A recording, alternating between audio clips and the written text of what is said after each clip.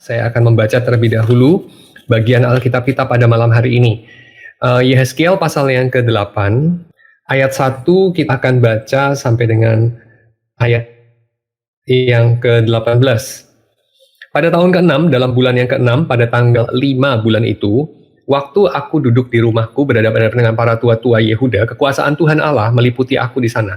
Dan aku menerima penglihatan, sungguh ada kelihatan yang menyerupai seorang laki-laki, dari yang menyerupai pinggangnya sampai ke bawah kelihatannya seperti api, dan dari pinggangnya ke atas kelihatan seperti cahaya, seperti suasa mengkilat. Dia mengulurkan sesuatu yang berbentuk tangan, dan dipegangnya jambul kepalaku. Lalu roh itu mengangkat aku ke antara langit dan bumi dan membawa aku ke dalam penglihatan-penglihatan ilahi, ke Yerusalem, dekat pintu gerbang pelataran dalam, yang menghadap ke utara, di mana terdapat berhala cemburuan yang menimbulkan cemburu itu. Lihat di sana tampak kemuliaan Allah Israel seperti penglihatan yang kulihat di lembah itu. Firman-Nya kepadaku, hai anak manusia, lihatlah ke utara. Aku melihat ke utara, sungguh di sebelah utara gerbang Mesbah, dekat jalan masuk, terdapat berhala cemburuan tadi.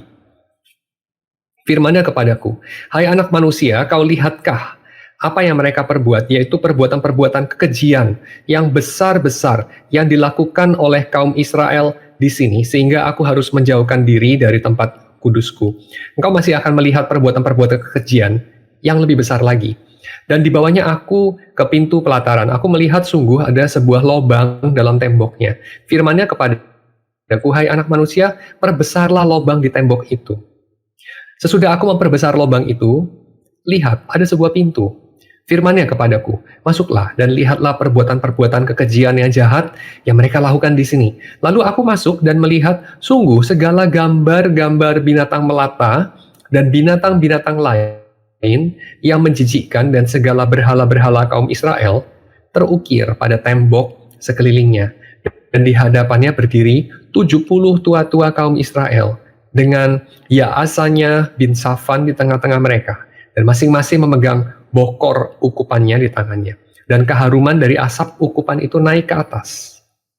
Firman-Nya kepadaku, kau lihatkah, hai anak manusia, apa yang dilakukan oleh tua-tua kaum Israel di dalam kegelapan, masing-masing di dalam kamar tempat ukir-ukiran mereka, atau di dalam mereka punya chamber of imagery, chamber of imagery. Ya. Kau lihatkah itu? Sebab mereka berkata, Tuhan tidak melihat kita. Tuhan sudah meninggalkan tanah ini. Ditambahkannya lagi, engkau masih akan melihat perbuatan-perbuatan kekejian yang lebih besar lagi yang mereka lakukan. Lalu dibawanya aku, dekat pintu gerbang rumah Allah, rumah Tuhan, yang di sebelah utara. Sungguh di sana ada perempuan-perempuan yang menangisi dewa Tamus. Firman-Nya kepadaku, hai anak manusia, kau lihatkah apa yang mereka perbuat? Engkau masih akan melihat perbuatan-perbuatan kekejian yang lebih besar lagi daripada ini. Kemudian dibawanya aku ke pelataran dalam rumah Tuhan. Sungguh, dekat jalan masuk ke bait Tuhan di antara balai bait suci. Dan mesbah ada kira-kira 25 orang laki-laki yang membelakangi bait Tuhan.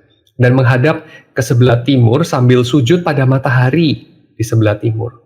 Lalu firman-Nya kepadaku, kau lihatkah itu, hai anak manusia, perkara kecilkah itu bagi kaum Yehuda untuk melakukan perbuatan-perbuatan yang mereka lakukan di sini, bahwa mereka memenuhi tanah ini dengan kekerasan, dan dengan itu terus menyakiti hatiku. Sungguh, mereka berkelakuan tak senonoh di hadapanku. Oleh karena itu aku akan membalas di dalam kemurkaanku. Aku tidak akan merasa sayang dan tidak akan kenal belas kasihan. Dan kalaupun mereka berseru-seru kepadaku dengan suara nyaring, aku tidak akan mendengarkan mereka. Itu dari Yehezkiel. Saya akan baca bagian yang kedua dari Amos. Ya, ini ada banyak sekali dari Amos, tapi saya tidak akan membaca banyak-banyak. Ya, saya akan mencuplik saja. Ya. Saya akan mencuplik dari pasal yang kedua, ayat yang ke-6 sampai ayat ke-16. Beginilah firman Tuhan, karena 3 perbuatan jahat Israel, bahkan 4, Aku tidak akan menarik kembali keputusanku. Oleh karena mereka menjual orang benar karena uang, dan orang miskin karena sepasang kasut.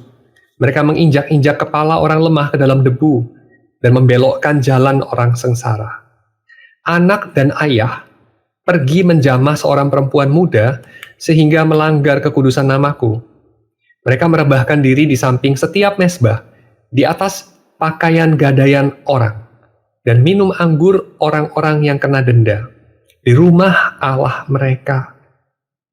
Padahal akulah yang memunahkan dari depan mereka orang Amori, yang tingginya seperti tinggi pohon aras, dan yang kuat seperti pohon tarbantin. Aku telah memunahkan buah dari atas dan akar, padahal akulah yang menuntun kamu keluar dari tanah Mesir, dan memimpin kamu 40 tahun lamanya di padang gurun, supaya kamu menduduki negeri orang Amori. Aku telah membangkitkan sebagian dari anak-anakmu menjadi nabi, dan sebagian dari terunan-terunamu menjadi nazir. Bukankah betul-betul begitu, hai orang Israel? Demikianlah firman Tuhan. Tapi aku memberi orang nazir minum anggur, dan memerintahkan kepada para nabi, jangan kamu bernubuat. Sesungguhnya aku akan mengguncangkan tempat kamu berpijak, seperti guncangan kereta yang syarat dengan berkas gandum. Orang cepat tidak mungkin lagi melarikan diri, orang kuat tidak dapat menggunakan kekuatannya, dan pahlawan tidak dapat melarikan diri. Pemegang panah tidak dapat bertahan, orang yang cepat kaki tidak akan terluput, dan penunggang kuda tidak dapat meluputkan diri. Juga orang yang berhati berani di antara para pahlawan akan melarikan diri dengan telanjang pada hari itu. Demikianlah firman Tuhan. Oke, kita akan membahas beberapa buku dari kitab Nabi-Nabi. Kita membahas pada malam hari ini buku Amos dan juga buku buku Yehezkiel secara singkat saja. Saya tidak akan membahas buku Amos secara keseluruhan, definitely. Saya juga tidak akan membahas buku Yehezkiel secara keseluruhan, sudah pasti. Tetapi saya akan membahas satu tema dari kitab Nabi-Nabi, yaitu tema mengenai imajinasi. Ya, tema mengenai imajinasi.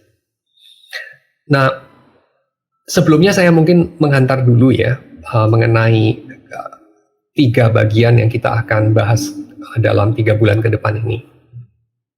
Kita akan membahas kitab Nabi-Nabi, dan dalam kitab ini R. Paul Stevens, dalam buku yang kita selalu pakai ini ya, Word Matters. Pada bagian kitab Nabi-Nabi ini dia mengatakan atau ingin menekankan mengenai keterkaitan antara pelayanan kepada Tuhan dengan dunia ini.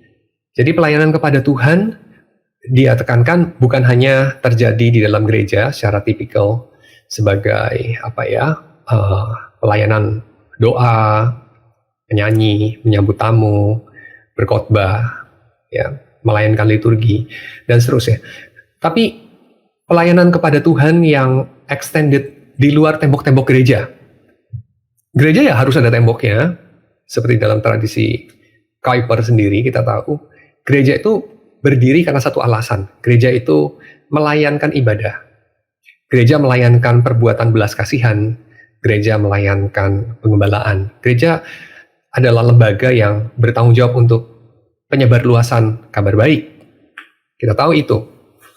Jadi ada fungsi dan alasan kenapa gereja itu ada. Dan itu adalah domain gereja. Tapi kita tahu bahwa gereja tentu saja tidak mengurusi segala sesuatu. Ya, gereja itu tidak mengurusi misalnya urusan pengangguran dicarikan pekerjaan, itu bukan fungsi utama gereja, walaupun gereja boleh aja sih melakukannya. Gereja juga bukan ngurusin banjir misalnya. Jadi kalau ada banjir, ya boleh aja sih gereja misalnya mengirim perahu karet gitu ya, atau menolong korban banjir. Boleh saja sih. Tapi itu bukan alasan utama kenapa gereja ada. Ya, jadi gereja ada alasan utamanya bukan untuk tata kota misalnya, atau untuk penanggulangan bencana misalnya. Karena ada lembaga lain yang didirikan khusus untuk itu. Gereja juga bukan rumah sakit, bukan penjara, bukan kepolisian, dan seterusnya, dan seterusnya. Walaupun of course gereja juga bisa bersumbangsi, ya, melalui persekutuan yang kita miliki untuk hal-hal yang seperti itu. Tetapi kita tahu bahwa gereja itu bukan hanya lembaga gereja. yang didirikan terutama untuk ibadah, untuk pengabaran Injil, untuk pengembalaan, dan untuk perbuatan belas kasihan ya. Bukan hanya lembaga gereja yang disebut sebagai gereja, tapi juga orang-orangnya, yaitu Anda dan saya. Ya, jadi orang-orang Kristen.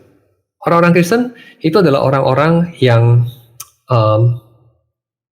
disebut sebagai tubuh Kristus. Dan tubuh Kristus itu ada untuk melayani Tuhan di dalam dunia ini. Dan pelayanan kepada Tuhan artinya juga dilakukan di luar lembaga gereja.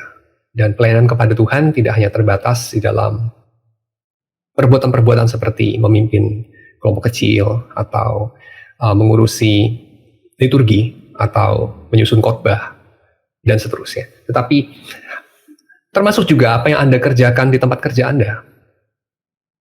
Kita sangat sering mendengar hal ini, ya, khususnya di dalam gereja kita yang ada tradisi Calvinisme.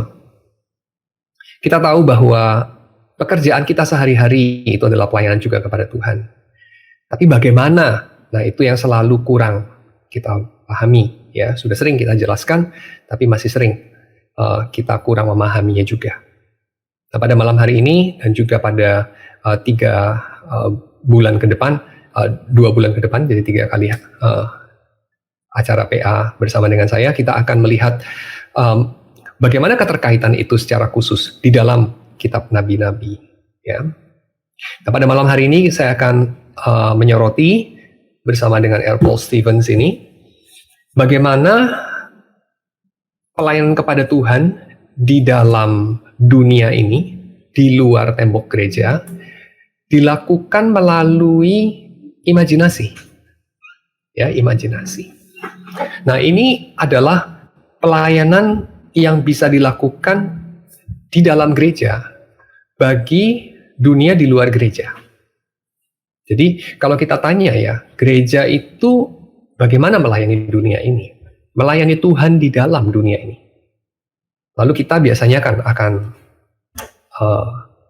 either mengatakan gereja itu ya bukan terutama melayani dunia di luar sana dan melayankan hal-hal yang orang reform sebut sebagai mandat budaya. Bukan itu paling utama. Contohnya ya, saya masih ingat, saya masih menyimpan guntingan koran dari salah seorang pemimpin Kristen yang paling terkemuka barangkali ya, dari salah satu gereja di Amerika. Saya nggak usah sebut namanya lah ya. Jadi nama itu kalau saya sebut saudara pasti tahu. Dia adalah seorang pastor dari sebuah gereja yang anggotanya itu, sinode dia itu 100 juta anggotanya, 100 juta, gede banget. Nah, si pemimpin ini sudah meninggal dia. Punya universitas dia, ya, punya sekolah, punya lembaga Kristen, punya pengaruh besar dalam politik. Jadi kalau presiden itu mau jadi presiden di Amerika, itu pastilah sungkem sama dia. Karena umat dia 100 juta. Ya, 100 juta itu hampir berapa itu? Seperempat Amerika lebih, ya, seperempat. Amerika berapa sih? 360 juta? 320? Saya nggak gitu hafal. Tapi gede banget lah. Ya. Jadi pengaruh politik dia gede. Ya, apalagi dia orangnya vokal gitu. Ya, dia sangat vokal memimpin dan menyuarakan agenda-agenda dari kaum Injili kanan ya, di dalam politik. Ya. Dia lobbyis yang punya suara besar. Nah, orang ini mengatakan kita ini jangan disimpangkan fokusnya dari pelayanan yang sesungguhnya kepada Yesus ketika kita itu mengurusi urusan-urusan di luar pengabaran Injil. Nah, ini tentu saja sesuatu yang ada benarnya. Pasti ada benarnya. Ya. Jadi urusan utama gereja itu kan adalah pengabaran Injil. Jadi kita tidak boleh disimpangkan fokusnya untuk urusan-urusan di luar itu, dia bilang. Nah, sampai di situ saya kira masih betul. Tapi kemudian dia menambahkan begini. Apalagi ketika Yesus nanti datang kembali, itu semua sudah tidak relevan. Ketika Yesus datang kembali, ya urusan social justice misalnya, itu salah satu hal yang dia katakan sebagai menyimpangkan fokus gereja dari pengabaran Injil, ya social justice. Lalu dia katakan, orang miskin selalu ada padamu. Yesus sendiri mengatakan itu. Jadi kamu urusi sampai seberapa pun tidak akan pernah bisa beres. Selalu saja ada yang kurang. Dan kita harus ingat fokus utama kita itu apa, dia bilang. Ya tentu saja ada benarnya. Ya, tetapi tentu saja ini dia katakan dalam setting suatu pembicaraan politis tertentu sebetulnya. Dan di sana saya kira dia ingin mengatakan bahwa gereja itu harus memilih fokusnya, dan fokusnya itu bukan social justice. Dan saya kira di satu sisi dia ada benarnya juga, ada benarnya dalam artian gereja secara lembaga itu ya memang tidak capable, barangkali juga kurang mengerti urusan-urusan seperti itu. Tapi masalahnya gereja itu bukan hanya lembaganya. Dan saya kira juga salah ya kalau kita kemudian mengarahkan gereja sebagai lembaga untuk fungsi-fungsi yang memang gereja itu tidak mampu, ya tidak mampu, tidak pada tempatnya. Seperti misalnya untuk ya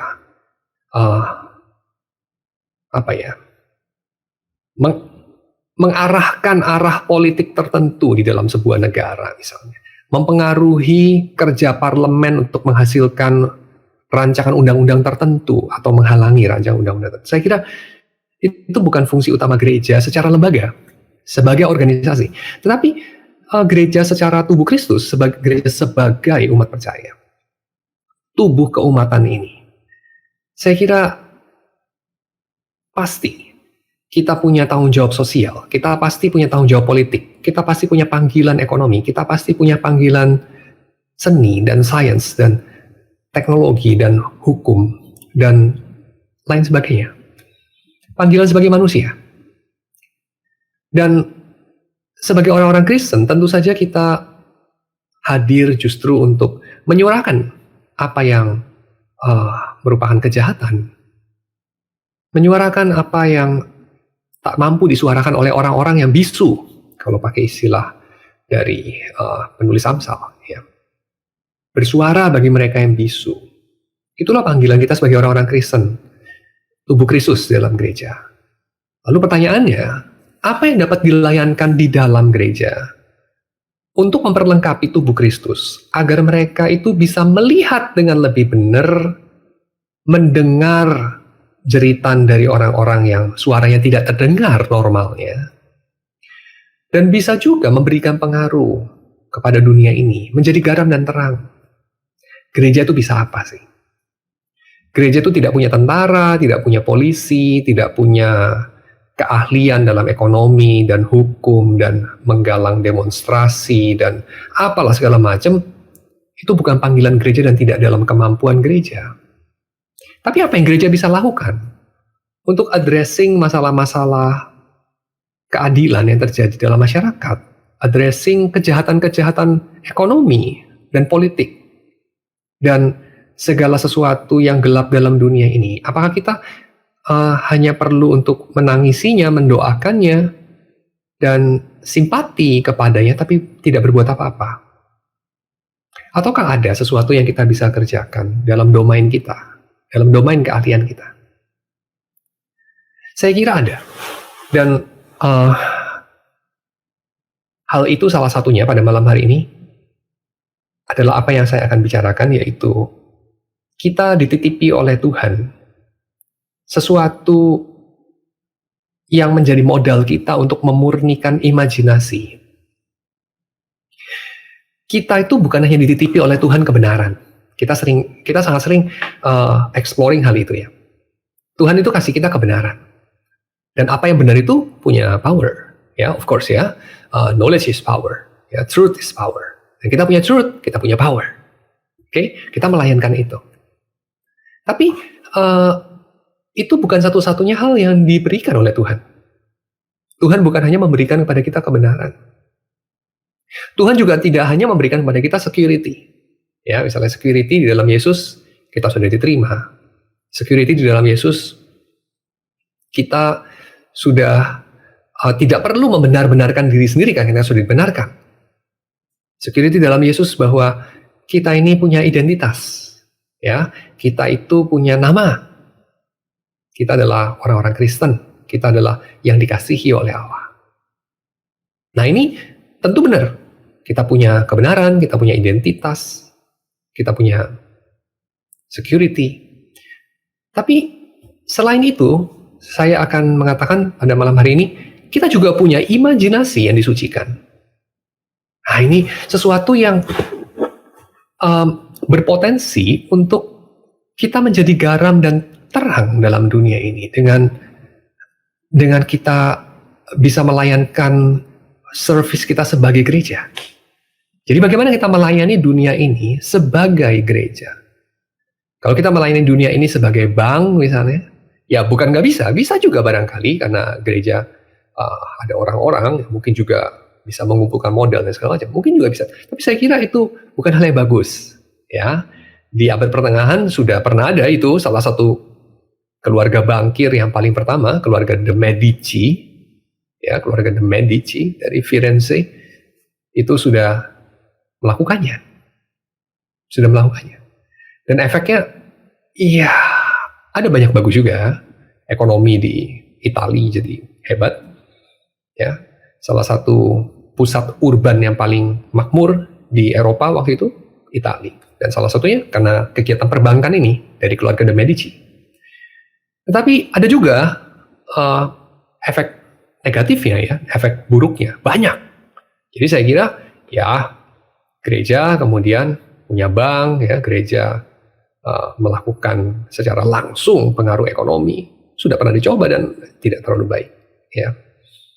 Tapi ada hal lain yang kita bisa lakukan secara atau sebagai gereja segereja-gerejanya. Jadi kita tidak berpretensi menjadi lembaga yang lain. Kita tidak berpretensi mau sok-sokan jadi misalnya dinas sosial, atau jadi bank, atau jadi apalah, lembaga penelitian, atau jadi pusat rehabilitasi, atau jadi rumah sakit jiwa, atau whatever. Tidak.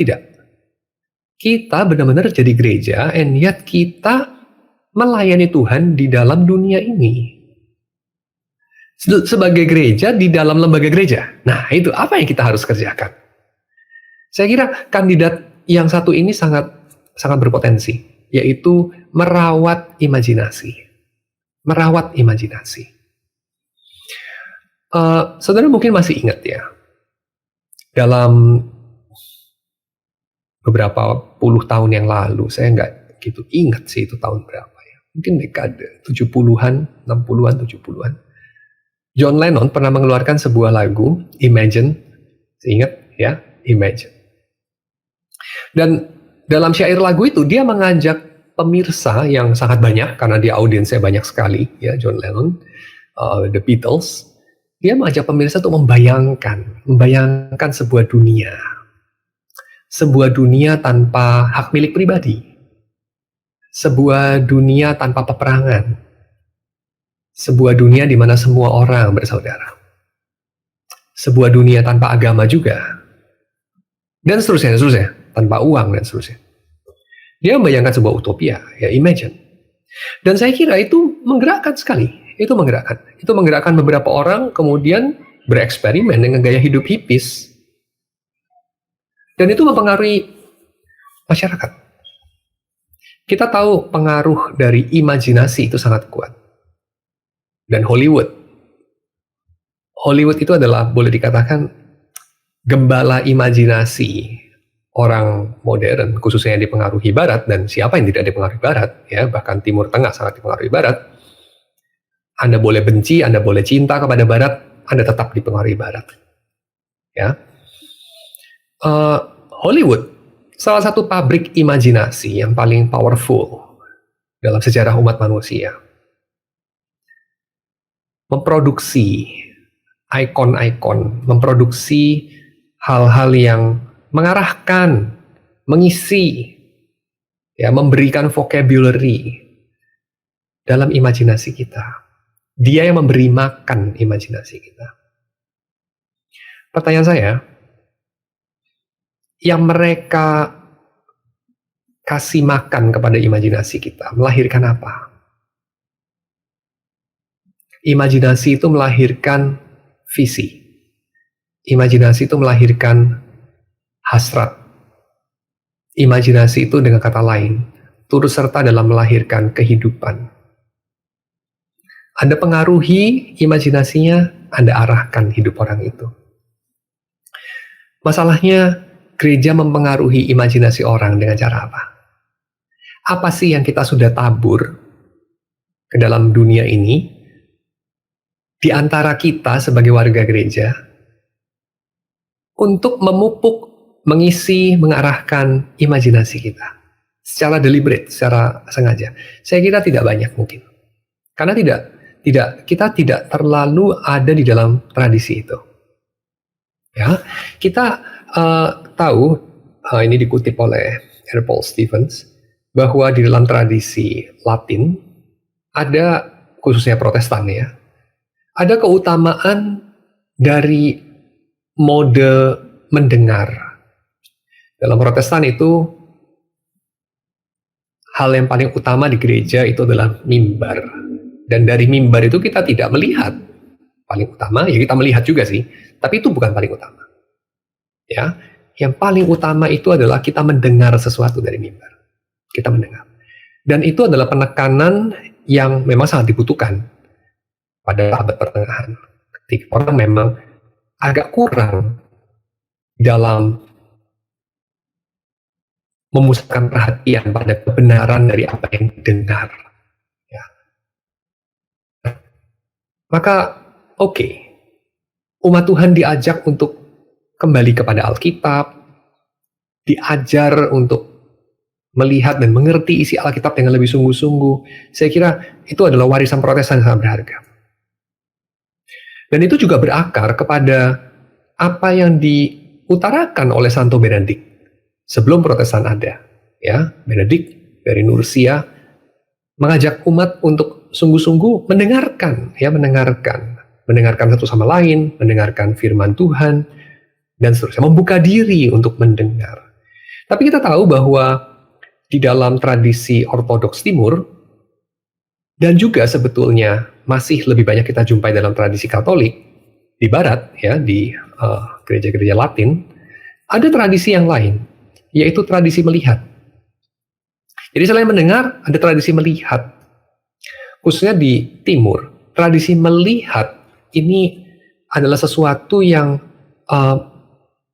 mengarahkan imajinasi kita, mengisi imajinasi kita.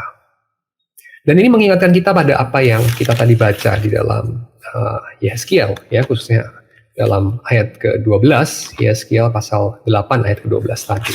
Dalam teguran Tuhan kepada umat yang menyimpang itu, ya, dalam sebuah visi yang dibentangkan kepada Yehezkiel. Pertama-tama kita tahu Yehezkiel itu tidak hanya mendengar, tapi Yehezkiel itu seperti yang kita alami di bioskop, yang kita alami waktu kita ngeklik dan nonton Netflix atau YouTube.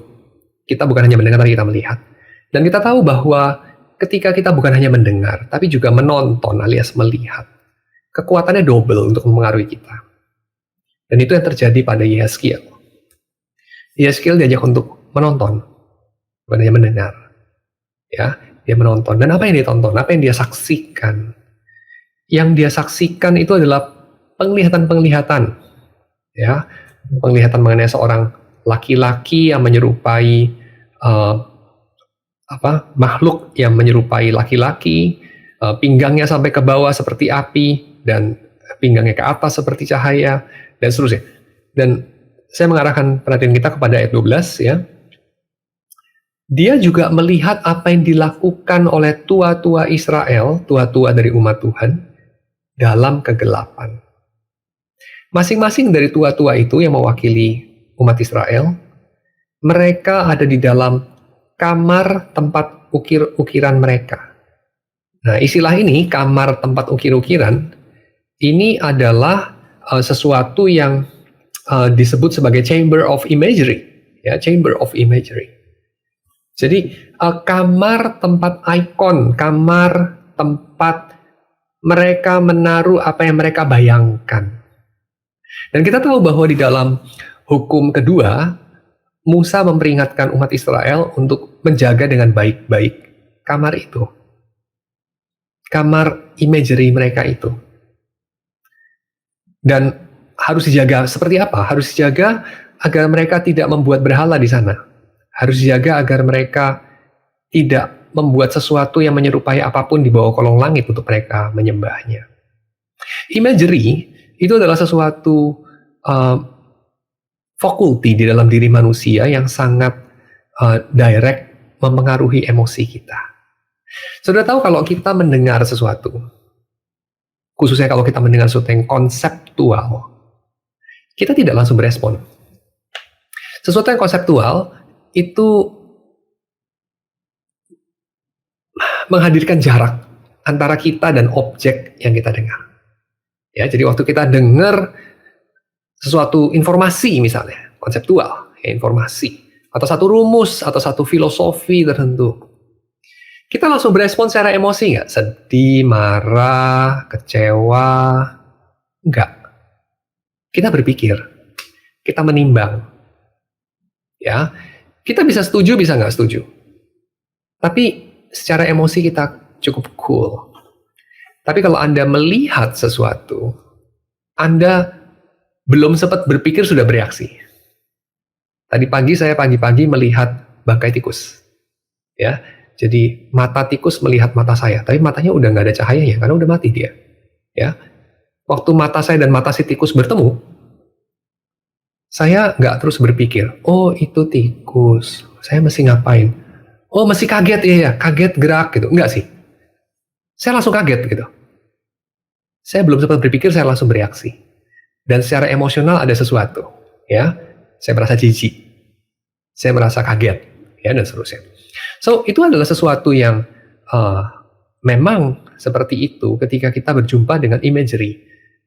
Masalahnya adalah imagery seperti apa yang kita cultivate, yang kita pelihara, yang kita kasih makan, yang kita simpan dalam ruang imagery kita itu, dalam batin kita. Apakah itu imagery yang disuplai, disuburkan, diarahkan untuk memupuk hasrat tertentu, misalnya belanja, misalnya punya cita-cita tertentu, yang di-induce sama program dunia ini. Karena dunia ini sedang menggembalakan kita ke sebuah tempat, dan tempat itu definitely bukan tempat di mana ada Tuhan. Ya, di tempat itu Tuhannya beda. Kesanalah dunia ini mengarahkan kita melalui segala usaha mereka yang sangat makhir. Ya, segala usaha mereka yang sekarang difasilitasi dengan teknologi modern.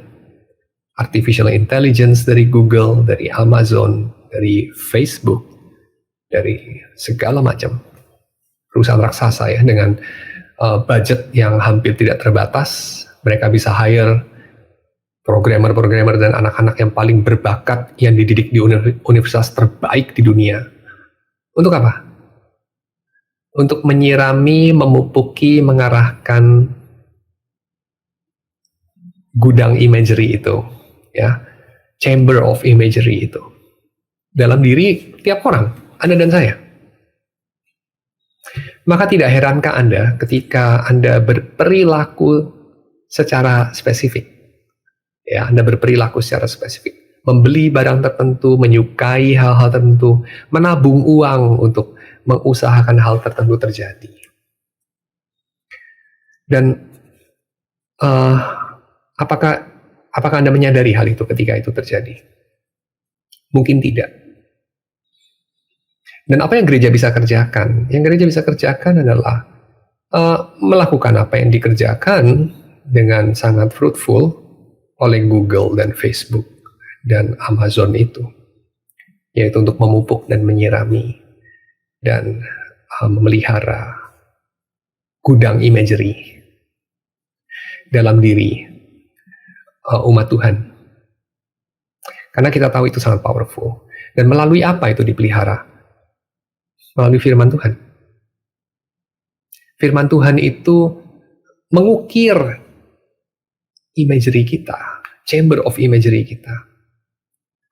Dia mengukir dengan kisah-kisah, dia mengukir dengan puisi, dia mengukir dengan segala surat menyurat dari Paulus misalnya kepada jemaat. Dia mengukir dengan liturgi dan segala sesuatu. Dan itu menghadirkan satu, bukan hanya ortodoksi, karena ortodoksi itu punya tujuan yang lain. Menghadirkan bukan hanya ajaran yang benar, ya, ortodoksi ajaran yang benar. Ajaran yang benar ada another end, another goal untuk ortodoksi. Apa itu? Ortopati, ya, yaitu patos yang benar. Itulah tujuan dari ortodoksi. Anda punya respon-respon emosi yang benar. Sedih ketika harusnya sedih, marah ketika harusnya marah, putus asa ketika harusnya putus asa, dan gembira ketika harusnya gembira, dan berharap di tempat di mana Anda harusnya berharap, dan mengharapkan hal yang apa. Ya. Itulah tujuan dari ortodoksi, tapi tidak cukup hanya dilayankan oleh ortodoksi, tapi juga oleh segenap perangkat yang kita warisi dalam kekristenan. Dan umat Tuhan di masa perjanjian lama mewarisi itu, dan melayankan itu, dan Tuhan menghakimi mereka. Karena apa yang mereka layankan menghasilkan apa? Menghasilkan perempuan-perempuan yang tidak punya ortopati di sini. Tidak benar patosnya. Mereka menangisi Dewa Tamus. Ya. Mereka melakukan perbuatan-perbuatan kekejian. Mereka tertawa dan menangis dan marah untuk hal-hal yang salah. Kenapa? Karena chamber of imagery mereka dipelihara bukan dengan kebenaran, bukan oleh firman Tuhan, tapi oleh sesuatu yang lain. Maka jangan heran kalau kemudian mereka melahirkan perbuatan-perbuatan yang juga unimaginable, unthinkable, ya. Gak kepikir kok bisa seperti itu. Contohnya ya, selain dari apa yang kita lihat dalam Yehezkiel, juga apa yang tadi kita baca dalam Amos, dan juga nanti di dalam beberapa kitab nabi-nabi yang lain, tapi pada malam hari ini kita cuma ambil contoh dari Yehezkiel dan dari Amos. Ya. Amos misalnya tadi yang kita baca. Ada orang-orang yang menjual orang benar karena uang, orang miskin karena sepasang kasut, menginjak-injak kepala orang lemah dalam debu. Dan ini bukan orang-orang yang tidak taat beribadah. Dan kita mengatakan, saya sering ngobrol sama supir-supir taksi, atau Grab, kalau naik Grab. Dan sering saya menjumpai mereka itu ya berpikir seperti mereka diajar. Dan waktu mereka diajar dulu, saya tahu karena saya dulu juga sekolah, dan di sekolah juga diajar pelajaran-pelajaran yang kurang berguna itu. Mindsetnya adalah kalau orang itu kurang sopan, perilakunya itu tidak baik, korupsi barangkali, maka mereka itu membutuhkan diajari apa? Ya, pelajaran budi pekerti barangkali. Diajari pelajaran apalah, PMP mungkin, atau IPS, atau whatever. Diajari yang benar, maka nanti mereka akan kelakuannya benar. Saya kira orang-orang yang dipenjara karena korupsi, itu semuanya kan lulusan sekolah. Itu semuanya ya pasti pernah mendapatkan pelajaran-pelajaran yang kurang berguna seperti itu yang saya tadi sebutkan. Apakah itu menjadikan mereka orang baik? Saya masih ingat Romo Magnis Suseno pernah ngomong dalam salah satu buku yang dia tulis itu ya.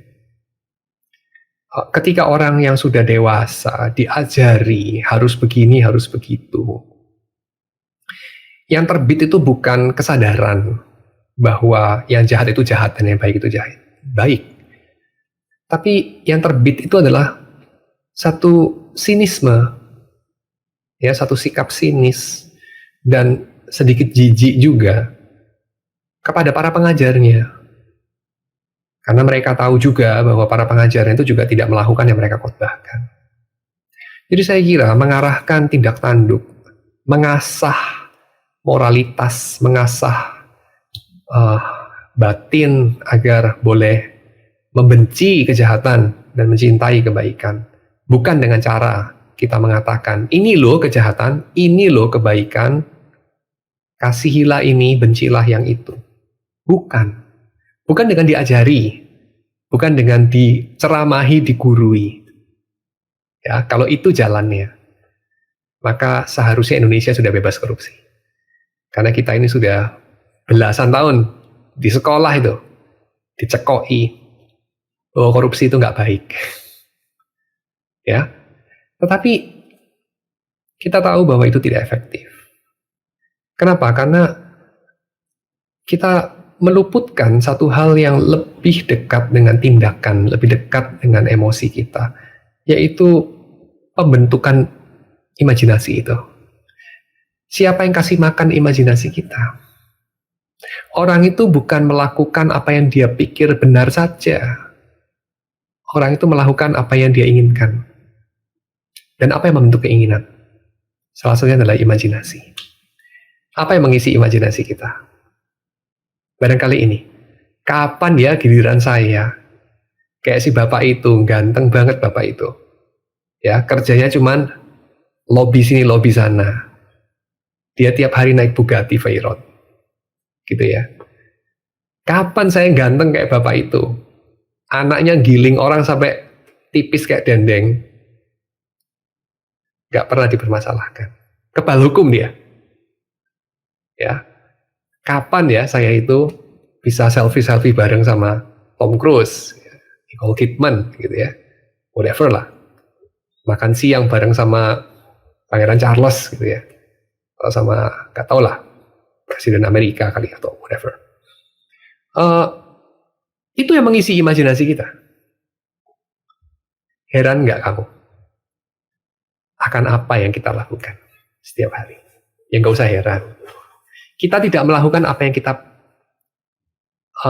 yang dicekokkan ke dalam pikiran kita bahwa itu benar. Enggak lah, kita nggak melakukan itulah. Itu imajinasi orang yang punya wishful thinking aja memikirkan seperti itu. Sesimpel itu masalahnya. Ya, kalau orang itu tidak melakukannya benar ya karena dia tidak tahu, ya dia harus dikasih tahu bahwa itu salah. Ya nggak kayak gitulah. Ya, itu terlalu simplistik. So, mengasah imajinasi, ya, mendisiplin imajinasi, membersihkannya dari berhala-berhala, itu yang perlu dilakukan. Amos adalah nabi yang dikirim Tuhan untuk membersihkan itu, membersihkan chamber of imagery itu. Dengan cara apa? Dengan cara mencampakkan di depan muka orang-orang Israel yang mengira mereka adalah umat Tuhan, yang dikasihi oleh Tuhan, yang Tuhan menempelkan namanya kepada mereka, Tuhan ada di pihak mereka. Amos mencampakkan di depan muka mereka apa yang mereka lakukan, dan apa perasaan Tuhan terhadap kelakuan itu. Tadi kita sudah melihat pasal 2 ayat 6. Sekarang saya mengajak kita melihat pasal 5 ayat 11. Sebab itu kamu menginjak-injak orang yang lemah dan mengambil pajak gandum daripadanya. Sekalipun kamu telah mendirikan rumah-rumah dari batu pahat, kamu tidak akan mendiaminya. Sekalipun kamu telah membuat kebun anggur yang indah, kamu tidak akan minum anggurnya. Kamu mengambil pajak gandum daripadanya.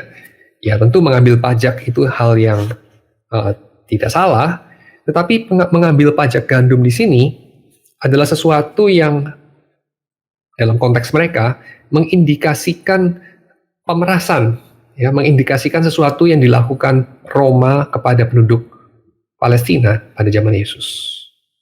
Jadi orang-orang yang mendirikan ekonomi predatori, di mana yang kuat mengambil untung dari yang lemah secara berlebihan.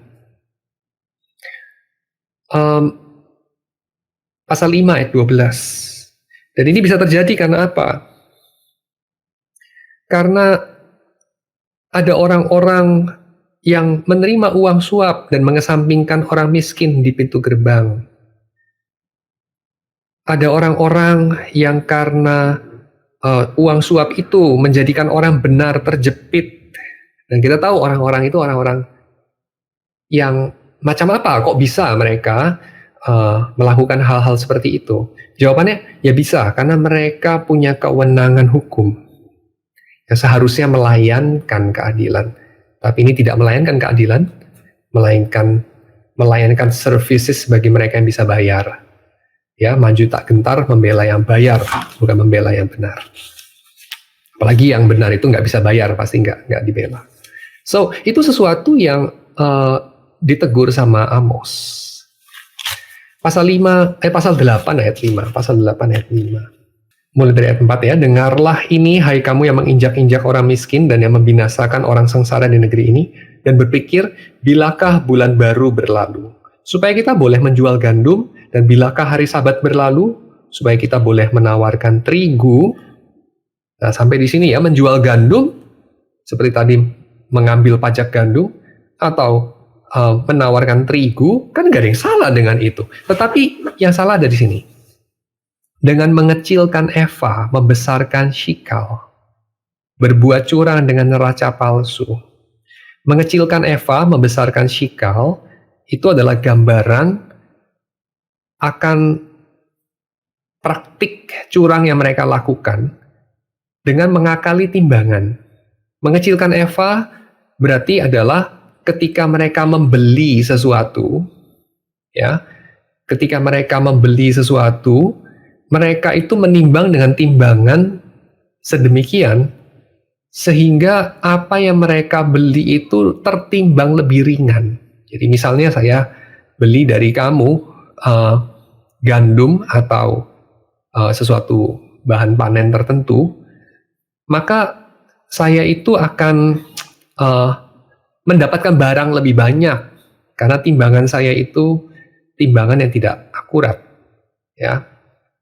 Atau kalau saya menjual di sisi yang lain, orang itu akan mendapatkan barang yang lebih sedikit, ya. Dan ketika saya menimbang uang pembayarannya, saya akan mendapatkan takaran uang perak yang lebih banyak dari yang sebenarnya, karena shikalnya saya besarkan, standar shikalnya saya besarkan.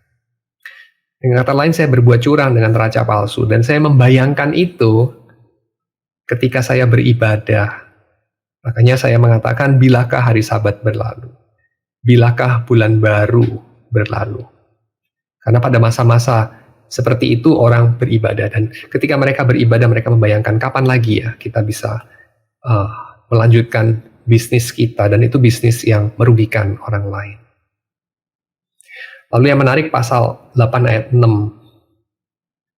Supaya kita membeli orang lemah karena uang dan orang miskin karena sepasang kasut, dan ini menarik, dan menjual terigu rosokan. Istilah terigu rosokan itu di dalam konteks aslinya mengacu kepada praktik pada waktu itu orang menggiling gandum dengan menggunakan tenaga hewan, dan kadang-kadang hewan itu waktu menggiling gandum itu bukan hanya memakan sesuatu, yaitu sudah dicegah dengan biasanya memasang semacam penghalang di mulut hewan itu, tapi hewan itu kadang-kadang mengeluarkan kotoran.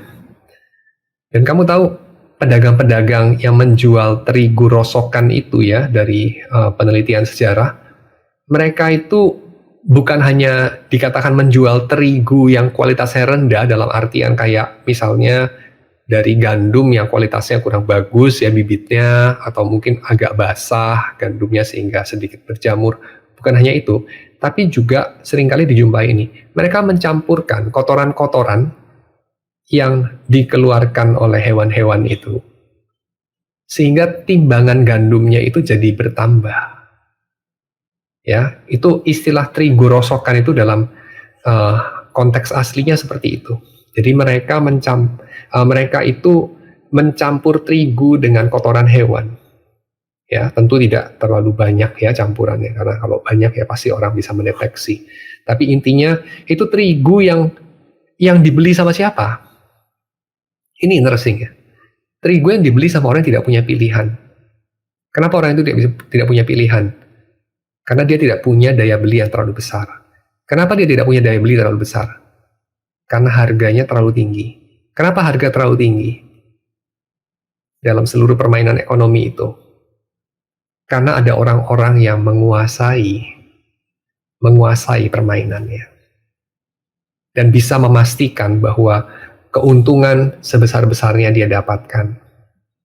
Dan dengan kata lain, perdagangan itu bukan demi menguntungkan orang lain, bukan demi melayani dunia ini, dan dengan demikian melayani Tuhan, tapi demi melayani diri sendiri. Ini bukan berarti bahwa keuntungan tidak boleh. Saya tidak mengatakan keuntungan tidak boleh, tapi saya mengatakan merugikan orang lain tidak boleh.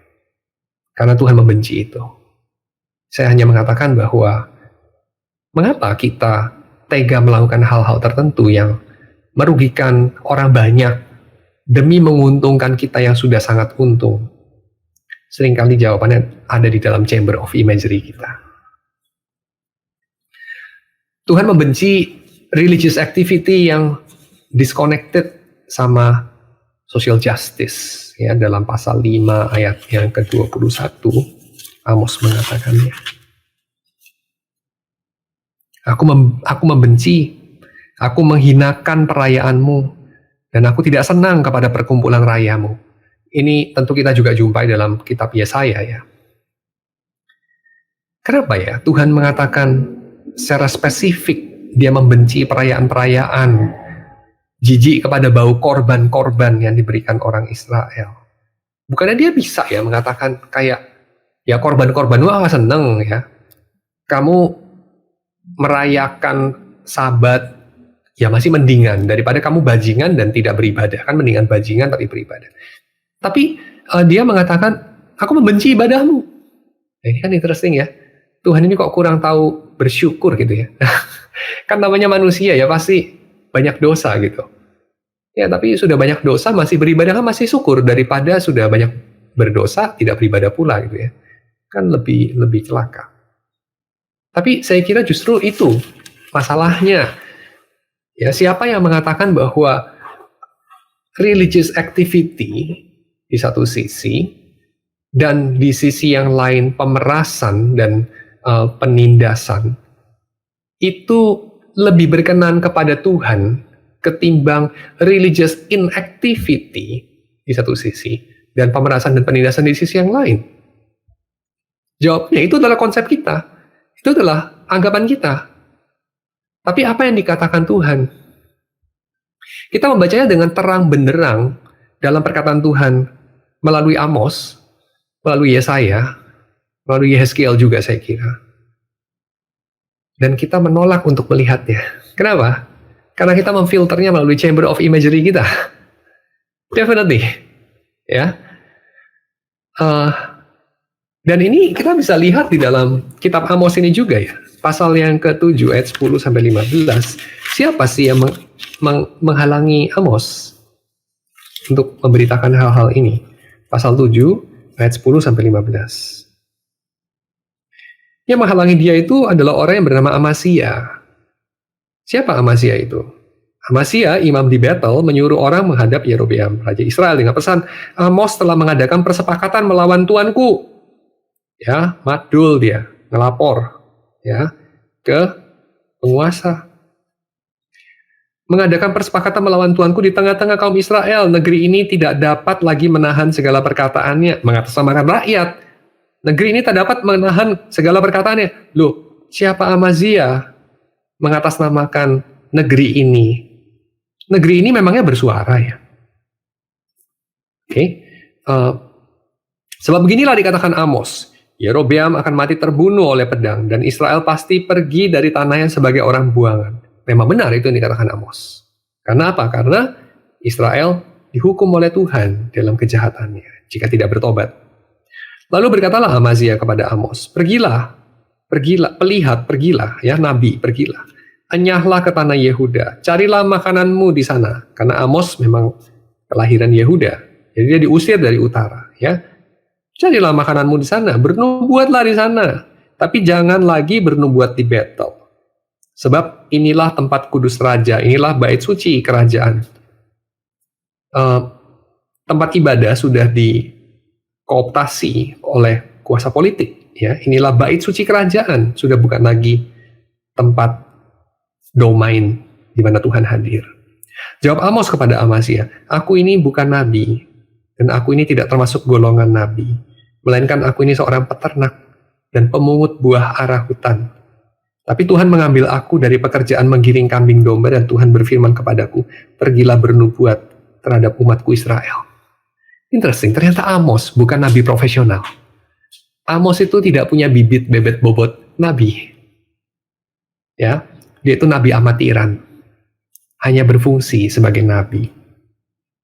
Dia itu dipakai Tuhan, padahal dia itu adalah peternak dan pemungut buah arah hutan. Orang dari pasar. Ya, karena Tuhan bisa memakai siapa saja untuk menyampaikan maksudnya.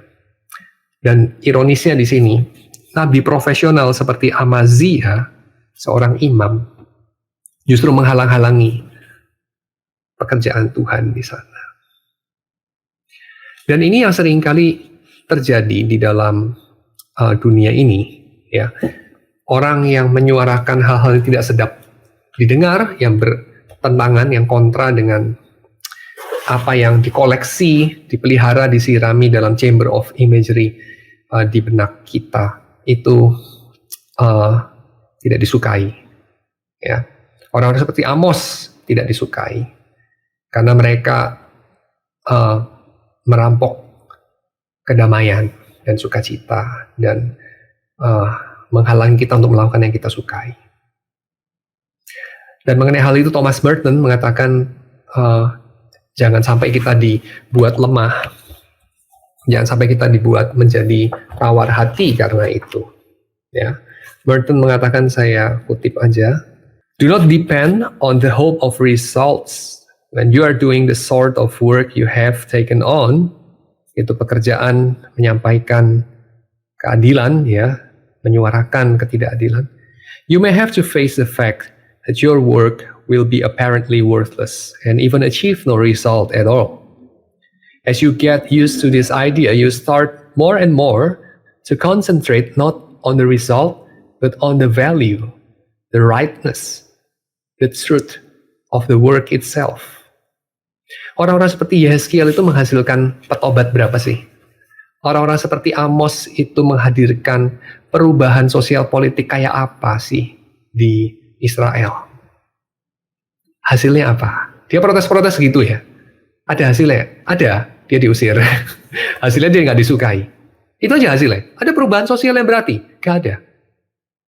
Ya, lebih buruk mungkin. Atau just gitu aja.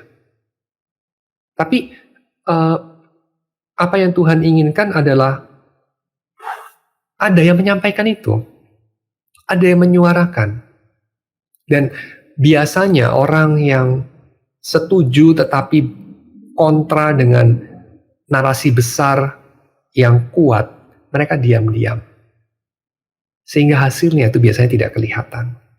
Tapi Tuhan bekerja dengan diam-diam, bukan? Tuhan bekerja seperti sebagai ragi. Kerajaan Allah itu datang seperti ragi di tengah adonan yang bekerja diam-diam. Tapi pasti kita mungkin akan mati tanpa kita tahu apa hasil pekerjaan kita. Tapi itu tidak apa-apa, karena di satu sisi orang yang seolah-olah tahu apa hasil kerjanya dan seolah-olah hidupnya tidak sia-sia, toh setelah dia mati dalam tempo beberapa puluh tahun saja, dia seolah-olah tidak pernah hidup kok.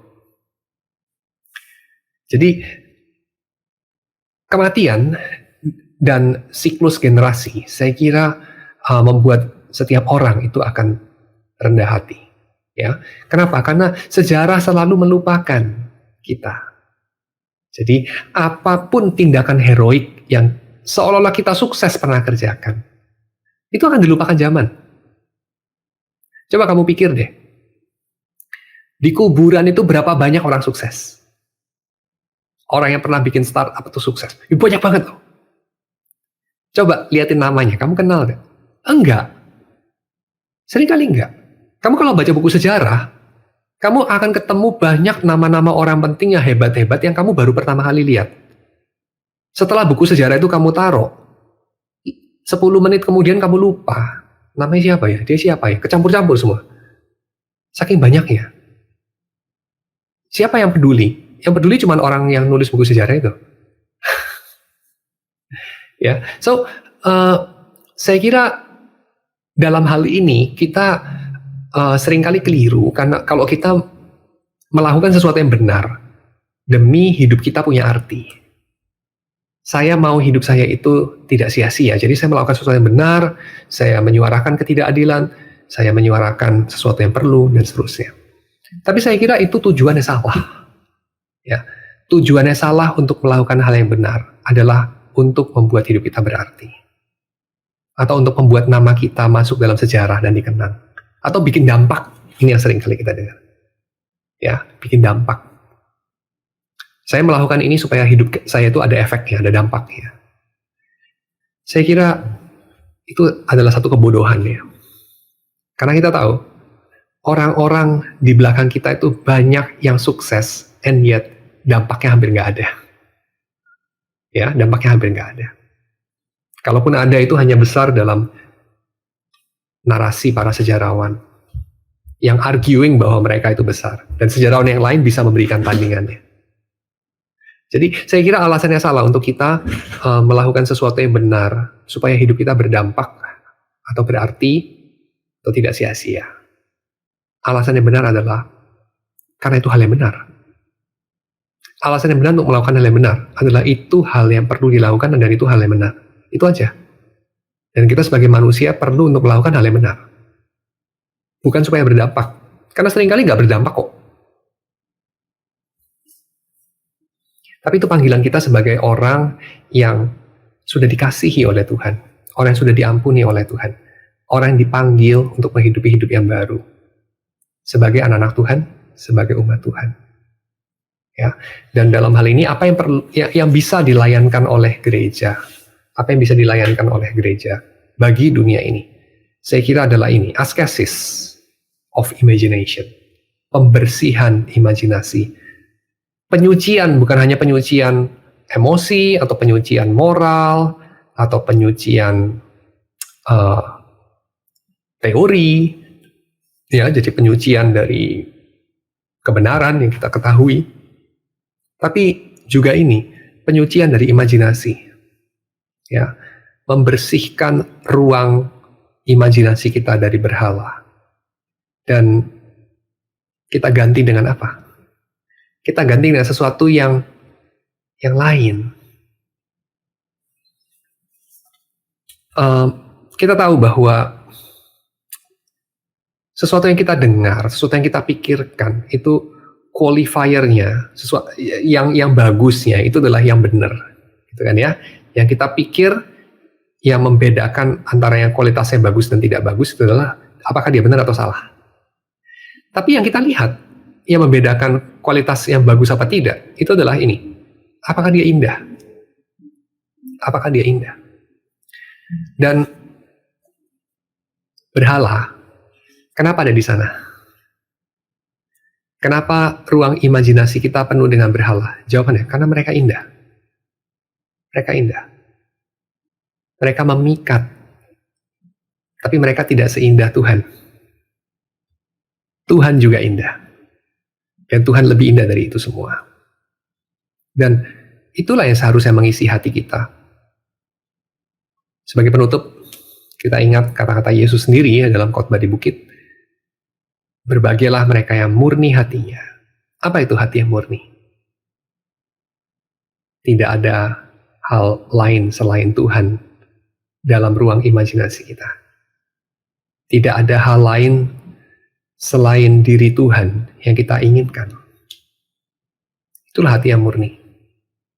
Dan hati yang murni itu akan menerima pahalanya. Apa pahala dari orang yang hatinya murni, yang hanya menginginkan Tuhan, yang hanya merindukan Tuhan? Orang yang ditanya, lu mau apa sebagai lu punya upah?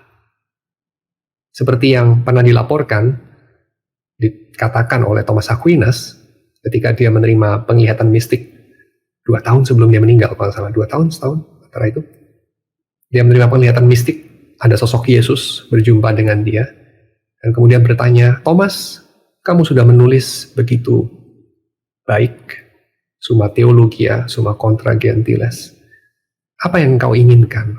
Engkau sudah melayani aku dan gerejaku dengan begitu baik. Apa yang engkau inginkan sebagai pahalamu? Kamu tahu Thomas jawab apa?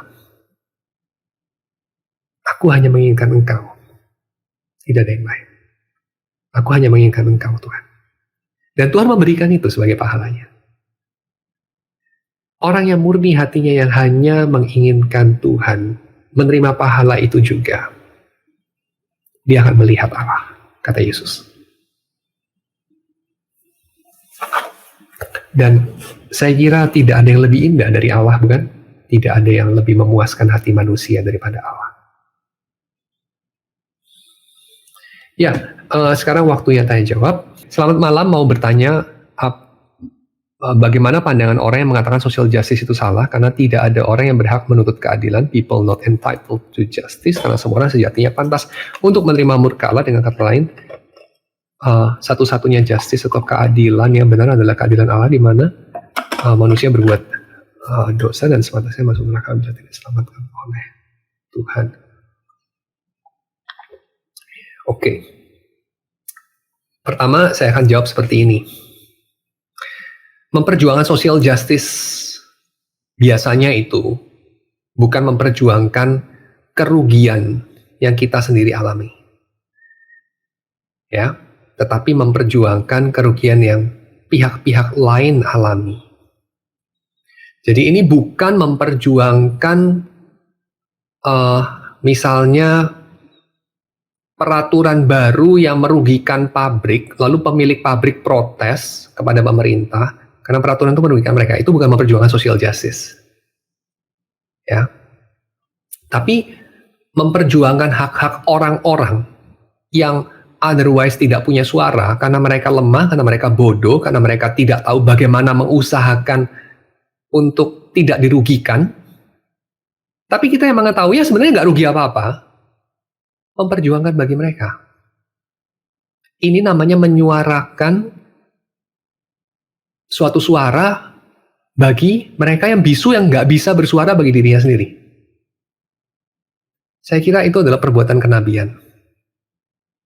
Ya, itu adalah perbuatan kenabian. Lalu kalau alasannya adalah satu-satunya justice yang benar adalah keadilan Allah. Keadilan Allah itu dituntut apa tidak oleh Amos? Dituntut. Kapan dilayankan oleh Allah? Kapan dibalaskan oleh Allah? Kalau dari teori ini biasanya adalah nanti Yesus datang kembali. Really? Itu yang terjadi pada zaman Amos? Tidak. Itu terjadi bagi kerajaan utara tahun 724 sebelum Masehi kira-kira. Lewat tangan orang-orang Assyria. So, apakah Amos bersalah karena dia menuntut keadilan padahal orang-orang miskin itu juga orang berdosa, juga sudah melawan Tuhan dan pantas untuk menderita? Ya, itu semua tentu benar secara teologis. Itu semua benar. Tapi pertama, mengapa kamu mengatakan itu? Selain daripada membenarkan dirimu. Agak sulit dijawab, kan? Ya. Oke, so itu kira-kira. Ya. Dan jawaban seperti itu sangat berbahaya ya. Karena semua orang sejatinya pantas menerima murka Allah, lalu ini dikaitkan dengan ketidakadilan sosial yang dialami orang yang lemah. Mereka pantas menerima itu, maka biarkan saja. Wow, ini sesuatu yang sangat berbahaya untuk dikatakan. Tapi barangkali itu yang mengisi ruang imajinasi kita, dan barangkali itu yang kita hidupi hari demi hari. Ya, kiranya Tuhan mengampuni dan menyadarkan. Kami bersyukur ya Tuhan untuk penyertaan-Mu dalam PA kami pada malam hari ini. Kiranya Engkau yang berkenan untuk memberikan kesadaran kepada umat-Mu pada masa-masa perjanjian lama maupun pada abad pertama maupun dalam seluruh sepanjang sejarah umat Kristen. Kiranya Engkau juga pada malam hari ini mengetuk pintu hati kami dengan lemah lembut dan membujuk kami untuk membukanya, sehingga Engkau boleh membawa kami kepada kebenaran, sehingga Engkau boleh menyadarkan kami akan segala kekurangan kami, segala berhala yang kami pelihara dalam ruang imajinasi kami, dan Engkau boleh menyadarkan kami mengenai kehidupan semacam apa yang kami berjalan di dalamnya, sehingga kami ini boleh menjadi anak-anak-Mu yang sungguh-sungguh berjalan dalam pertobatan. Kami boleh menjadi anak-anak-Mu yang hanya menginginkan diri-Mu saja, dan kehendak-Mu terjadi di bumi, karena itulah yang Engkau sedang kerjakan dalam Yesus. Engkau sedang menghadirkan pemerintahan-Mu di sini, dan Engkau memakai kami sebagai alat-alat-Mu. Kiranya kami boleh menyadari panggilan kami, bukan hanya di gereja, bukan hanya di dalam gereja sebagai lembaga, tetapi juga panggilan kami sebagai tubuh Kristus dalam dunia ini. Panggilan kami di kantor kami, di perusahaan tempat kami bekerja, di dalam segala badan usaha yang kami dirikan, di dalam segala profesi kami, dalam segala relasi-relasi kami, baik yang informal maupun yang formal. Kiranya Engkau yang memberkati, sehingga kami boleh menemukan bagaimana mewujudkan kehendak-Mu di bumi seperti di dalam surga. Terima kasih ya Tuhan, berkati juga persembahan yang sudah kami kumpulkan, kiranya Engkau sudi untuk memakainya bagi perwujudan pemerintahan-Mu di sini. Dalam nama Yesus kami berdoa. Amin.